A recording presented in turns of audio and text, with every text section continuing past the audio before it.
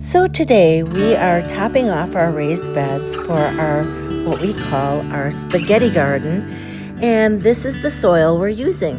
FoxFarm Happy Frog potting soil. Jim's slicing the bags open and we're refreshing the top layer because we're going to be planting tomatoes, basil, and green bell peppers right in here. What I like about this mix is it's ready to use straight from the bag, and it has a light, airy texture, so it stays workable instead of getting heavy and compacted. It's made with ingredients like aged forest products, sphagnum peat moss, and perlite for texture and drainage. And it's also includes earthworm castings, which is wonderful.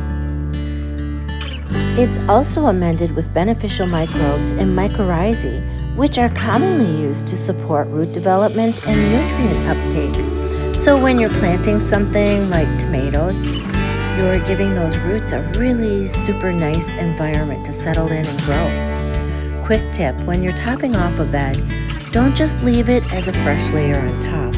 Mix the new soil into the top few inches of what's already there so water moves through it evenly and your plants don't hit a hard layer line. Second tip is, after you plant, water it in slowly the first time.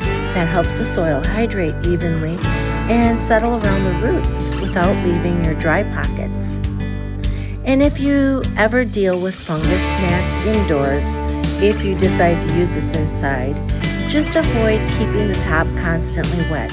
Letting it dry slightly between waterings can really help.